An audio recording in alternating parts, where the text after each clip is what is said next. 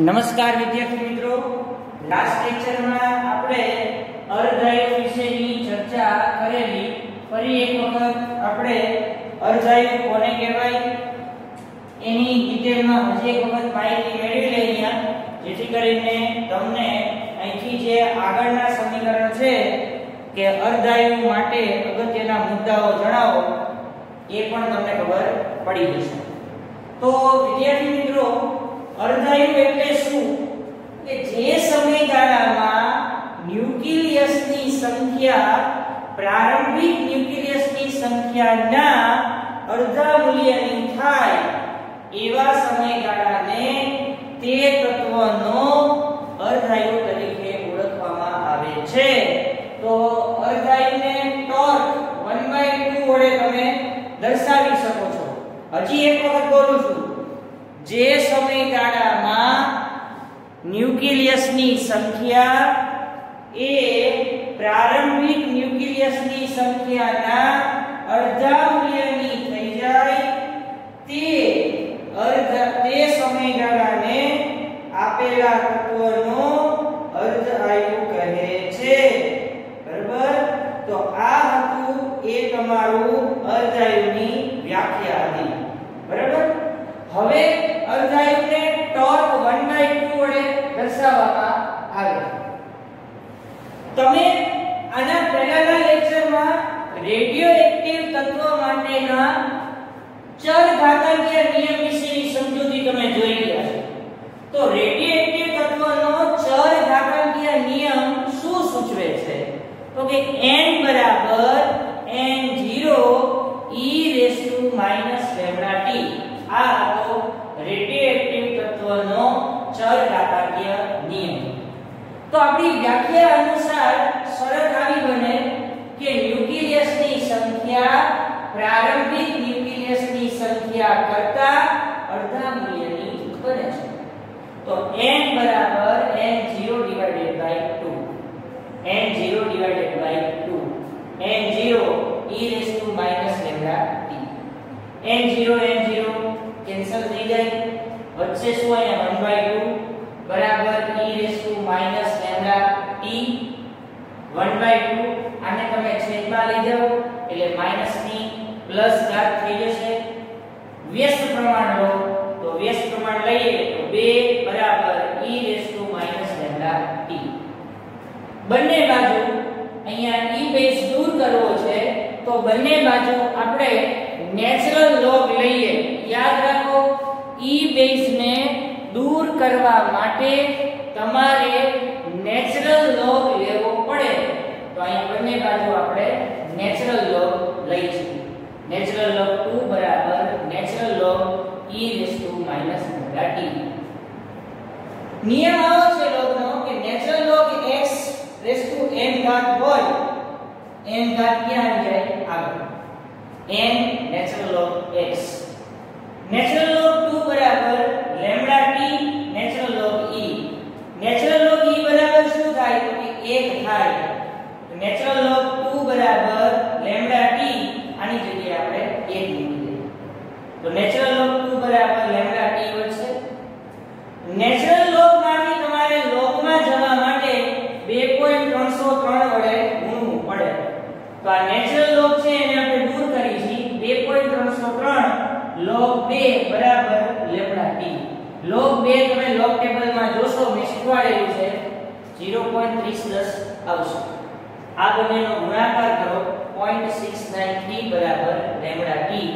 t ને કરતા બનાવો 0.693 ડિવાઇડેડ બાય લેમ્ડા. અર્ધાયુ માટે t બરાબર ટોર્ક 1/2 મૂકવાના. તો ટોર્ક 1/2 બરાબર 0.693 ડિવાઇડેડ બાય લેમ્ડા. આ જે તમને સમીકરણ મળ્યું એ છે અર્ધાયુનું સમીકરણ, જે આપણે પ્રીવિયસ લેક્ચરમાં પણ જોઈ ગયા હતા. બરાબર? હવે આપણે અર્ધાયુ માટેના અગત્યના મુદ્દાઓ જોઈએ. તો હવે અહીંયા ધ્યાન રાખજો. અર્ધાયુના અગત્યના મુદ્દામાં સૌથી પહેલો મુદ્દો શું આવશે એ તમે અહીંયા ધ્યાનથી જોઈ લેજો. અર્ધ આયુ માટેના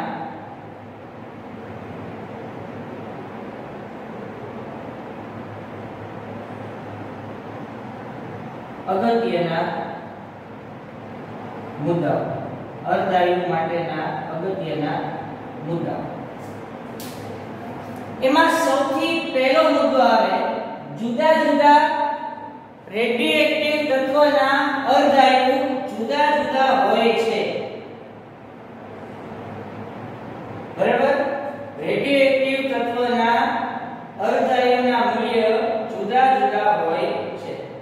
આવો આપણે અર્ધાયુનું એક મૂલ્ય છે. બરાબર, અહીંયા ધ્યાન રાખજો. જુદા જુદા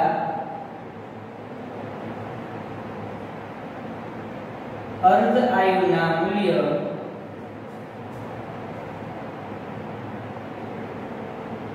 જુદા જુદા હોય છે.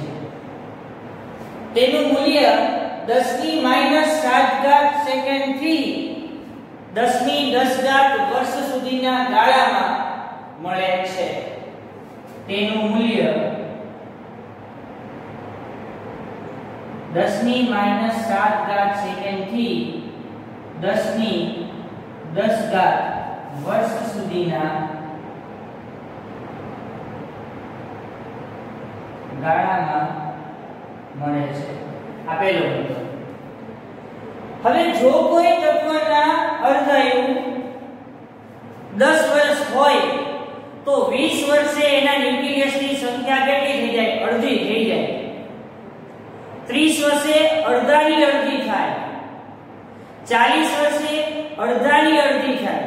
આનો મતલબ શું થાય? તમારી 15 વર્ષની ઉંમર છે તો તમારી કામ કરવાની કેપેસિટી 90% હોય.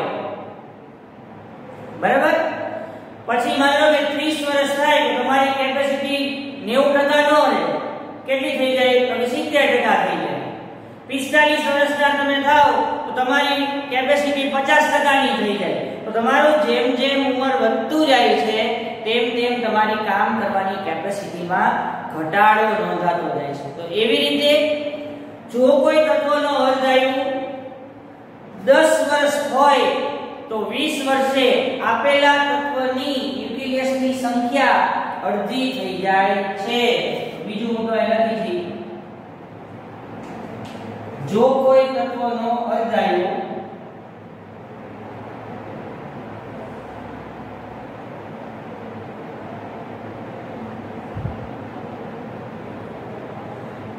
દસ વર્ષ હોય તો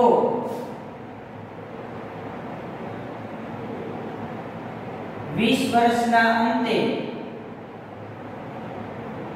તેની ન્યુક્લિયસની સંખ્યા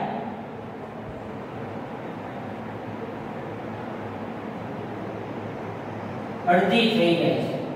કેટલી થઈ જાય છે? અડધી થઈ જાય છે. પરંતુ આપેલું તત્વ અમુક વર્ષ પછી લુપ્ત થઈ જશે એવું કહી શકતા નથી. તો વિદ્યાર્થી મિત્રો ખાસ જાણવાનું જ છે. તમને એમ થાય કે કોઈ તત્વનો અર્ધાયુ 20 વર્ષનો છે તો 40 વર્ષ 60 વર્ષ 80 વર્ષ પછી એનું તત્વ આપણને મળતું બંધ થઈ જાય તો એ વસ્તુ ખોટી છે. કુદરતમાં એના થોડા ઘણા પ્રમાણમાં અંશ તો રહે છે, એ લુપ્ત થઈ જતું નથી. તો આના પરથી નીચેના સૂત્રની આપણે માહિતી મેળવી શકીએ છીએ. તો અહીંયા ધ્યાન રાખજો ખાસ, આપેલી માહિતી પરથી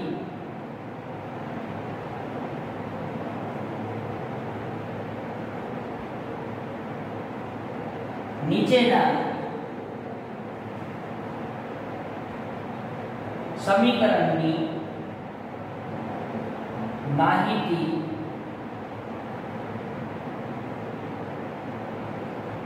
મેળવી શકાય છે. શું બનશે એ ધ્યાન રાખવાનું. દાખલા તરીકે t બરાબર 1 વર્ષ બરાબર અર્ધાયુ કેટલો હોય તો કે અડધો હોય. કેટલો હોય અર્ધાયુ? અડધો હોય. હવે t બરાબર 2 વર્ષ લે. 2 વર્ષ તો અર્ધાયુ કેટલો થઈ જાય? તો કે અર્ધાયુ થઈ જાય અડધાનોય અડધો. એટલે અડધો તો છે એનોય અડધો. એટલે અહીંયા આપણે શું લખી શકીએ? 2. આ શું દર્શાવે? વિભંજિત અને અવિભંજિત ન્યુક્લિયસની સંખ્યાનો ગુણોત્તર દર્શાવે n/n0. ચાલો t બરાબર હું 3 વર્ષ લઉં. હવે ડાયરેક્ટ લખવાનું 3 વર્ષ ટોર્ક 1/2. તો હજી સંખ્યા અડધાની અડધી અને એની અડધી. એટલે અહીંયા શું આવે? 3. Up to dot dot dot dot dot t બરાબર n વર્ષ લો તમે તો ટોર્ક 1/2 ની સંખ્યા n માં ભાગની થઈ જાય. અહીં રેશિયો શું આવે? n. તો તમારે ફાઇનલ સમીકરણ વાપરવાનું આ રીતે. અહીંયા 1/2 રેશિયો n.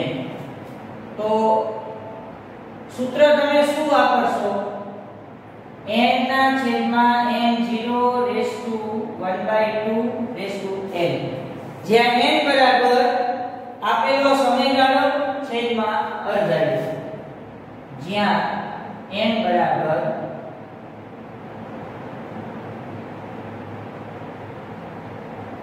આપેલો સમયગાળો છેદમાં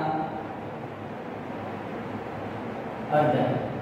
એટલે n બરાબર t ના છેદમાં ટોર્ક 1/2.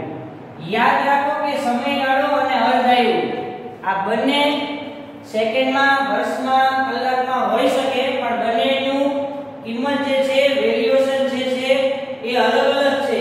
એટલે મહેરબાની કરી બંનેને સાથે ક્યાંય સરખાવતા નહીં. બરાબર? કારણ કે જો તમે સાથે સરખાવવાની ટ્રાય કરશો તો તમને જ પ્રોબ્લેમ થશે. હું તમને એમ કહું છું. બરાબર? એટલે ખાસ વિદ્યાર્થી મિત્રો યાદ રાખો કે આપેલો સમયગાળો અને અર્ધાયુ આ બંનેની કિંમત જુદી જુદી છે, સરખી નથી. બરાબર? એટલે ખાસ ધ્યાન રાખી અને આગળ વધવાનું છે. બરાબર? તો અર્ધાયુ વિશેની ચર્ચામાં આપણે એના કેટલાક અગત્યના મુદ્દાઓ જોયા. એમાં એમ લખેલું પહેલો મુદ્દો કે જુદા જુદા અર્ધાયુના મૂલ્ય જુદા જુદા હોય છે. જુદા જુદા રેડિયોએક્ટિવ તત્વના અર્ધાયુના મૂલ્ય જુદા જુદા હોય છે અને તેનું મૂલ્ય 10⁻⁷ ઘાત સેકન્ડ થી 10⁻⁻10 વર્ષ સુધીના ગાળામાં તમને મળે છે. કોઈ તત્વનો અર્ધાયુ, હું એમ કહું છું કે કોઈ તત્વનો અર્ધાયુ છે ને 50 વર્ષ છે, તો 100 વર્ષ થાય ને તત્વને એટલે એની સંખ્યા કેટલી થઈ જાય? અડધી થઈ જાય. 150 વર્ષ થાય ને એટલે અડધાની અડધી અને એની અડધી. અડધાની અડધી. બરાબર? ત્રીજી વાત, 200 વર્ષ થાય તો હજી ચોથા ભાગની થઈ જાય. પણ કોઈ તત્વ કુદરતમાંથી લુપ્ત થઈ જશે એવું આપણે કહી શકતા નથી. એટલે ટૂંકમાં મારો કહેવાનો મતલબ એ કે કુદરતમાં એના થોડા ઘણા અંશો તો તમને મળે જ છે અને એના માટે થઈ અને આપણે જે સૂત્ર વાપરવાનું છે એ કંઈક આવું છે કે t બરાબર 1 વર્ષ હોય તો એના અર્ધાયુનું સમીકરણ શું બને? ટોર્ક 1/2 બરાબર n/n0 બરાબર 1/2. સંખ્યા કેટલી થઈ ગઈ? અડધી. 2 વર્ષે અડધાની અડધી એટલે 1/2 એના ઉપર 2 ઘાત. 3 વર્ષે અડધાની અડધી અને એની અડધી એટલે અહીંયા કેટલા? 3 ઘાત આવે. તો તમે આમાં n વર્ષ લો તો ટોર્ક 1/2 બરાબર n/n0 1/2 ઉપર n ઘાત. તો તો ફાઇનલ સમીકરણ તમને બને n/n0 = 1/2 n. બરાબર, જ્યાં n બરાબર તમે શું લખી શકો, આપેલો સમયગાળો છેદમાં અડધાઈ. તો અત્યાર સુધી આપણે જે સૂત્ર જોયા, ચાલો આને પછી લેક્ચરમાં વાત કરશું, કારણ કે હજી આને ટોપિક આવશે રેડિયોએક્ટિવ તત્વનો સરેરાશ જીવનકાળ, અને પછી આપણે એના વિશે ચર્ચા કરશું. બરાબર, તો વિદ્યાર્થી મિત્રો આને તમે ખાસ ધ્યાનમાં લેજો. આની નોંધ જે છે એ બહુ અગત્યની છે, અને ખાસ કરીને મેં કીધું એમ અહીંયા જે પણ કાંઈ લેક્ચર લેવામાં આવે એની તમારી નોંધ પાડતા જજો. ડિફિકલ્ટી ડાઉટ્સ હોય તો તમારે સૌથી પહેલા આપણે ઓનલાઈન લેક્ચર જે ચાલુ છે એમાં મેસેજ મૂકી દેવાનો કે અમને ભાઈ આ પ્રોબ્લેમ છે, તો એનું સોલ્યુશન તમને પહેલા કરાવી આપીશ. બરાબર, એટલે ખાસ ધ્યાન રાખો, રીડિંગ કરો. જો બધું સરખી રીતે વ્યવસ્થિત રીતે બહાર પડશે તો માની લો કે જુલાઈમાં આપણે સ્કૂલ ચાલુ થઈ જશે. બરાબર, પણ અત્યારે તમારે ઘરે બેસી અને શાંતિથી આ બધા જ ટોપિકનું રિવિઝન કરવાનું છે. પહેલા સ્ક્રીનશોટ પાડી લેવાનો, અને ખાસ કરીને અહીંયા જેટલી હું નોટ લખાવું છું, જે પણ કઈ ટોપિક બોર્ડ ઉપર કરું છું, એનું ખાસ ધ્યાનમાં લઈ અને તમારે આગળ વધવાનું છે. બરાબર, બાકી ચિંતા કરવાની નથી, બહુ બધું સહેલું છે બધું, કોઈ એક વસ્તુ અઘરી આવશે નહીં. તો વિદ્યાર્થી મિત્રો, આ ટોપિક અહીંયા આપણે પૂરો કરી છે. નેક્સ્ટ લેક્ચરમાં આપણે સરેરાશ જીવનકાળનો ટોપિક આગળ લઈ અને એના દાખલા આપણે આગળ ગણશું. બરાબર, જે પણ કાંઈ સૂત્ર આપણે જોઈ ગયા છીએ એનું નેક્સ્ટ લેક્ચરમાં ચર્ચા કરી અને આપણે આગળ વધવાના છે. Okay, thank you.